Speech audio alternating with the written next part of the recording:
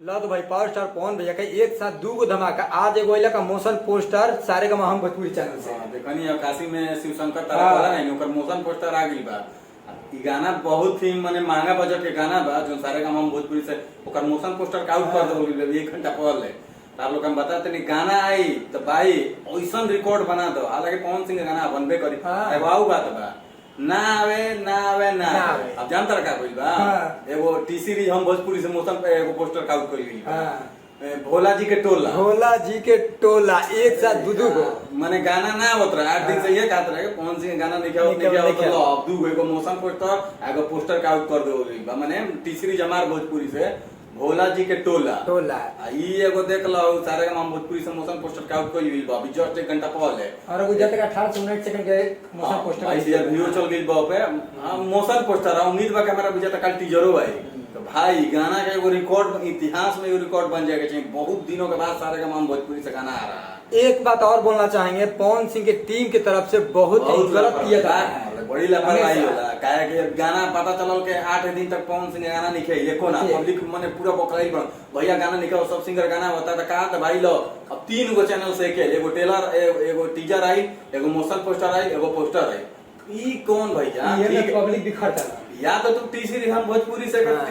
Teaser उजर छोड़ो जो करे के गाना छोड़ दो ना तो सारे का हम भोजपुरी के बाद में आवेदा गाना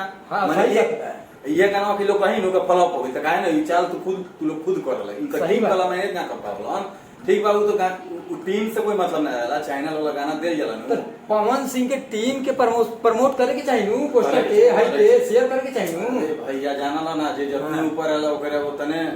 काम हमार तो बुझा लगे पवन सिंह के छोड़ के बाकी लोग सोचे लगे नु कि हम पावर स्टार पूरा ऊंचा बालो तनी फोन करके पूछियो ना कोई पूछला कि ना फोन करके बुझाए कि आता ना भाव में बालो बुझा तक पवन सिंह अरे भैया तोहरा लोग गाना का उन्हीं के प्रमोट करता हैं जा थोड़ी ना लोग के प्रमोट करता हैं जा छोड़ा तारो को बता दी कि एक साथ दू गो एगो मोशन पोस्टर एगो पोस्टर आइल बा जाकर आशीर्वाद दा लोग लेकिन एक साथ नावल चाहत रहे पवन भैया के टीम के तरफ से हम बोलल चाहम कि तनी लापरवाही कम करो भाई देखा हम आपके भलाई के लिए बोल रहे ठीक ना गाना नहीं आ रहा पता चल रहा है तीन गो चैनल से मोशन पोस्टर टीजर का आउट किया जा रहा है मतलब इस पे थोड़ा कंट्रोल करिए बाकी अपना राय कमेंट बॉक्स में बताइए। सब गाना फ्लॉप कर जाए कई लोग ऑडियंस प्यार नहीं दे रहे क्या प्यार देखे 5 गाना कैसे देखी लो सही बात बस यही गाना हम जाएंगे मतलब टीम की तरफ से तंग हुई है मिस्टेक होता भाई टीम की तरफ से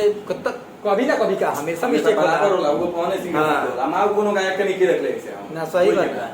तो बाकी अपन राय कमेंट सेक्शन में दिया लोग। चलो मिलते हैं नेक्स्ट वीडियो में। पावर स्टार पवन भैया का सारे गांव से टीजर आएगा वीडियो बहुत जल्द है।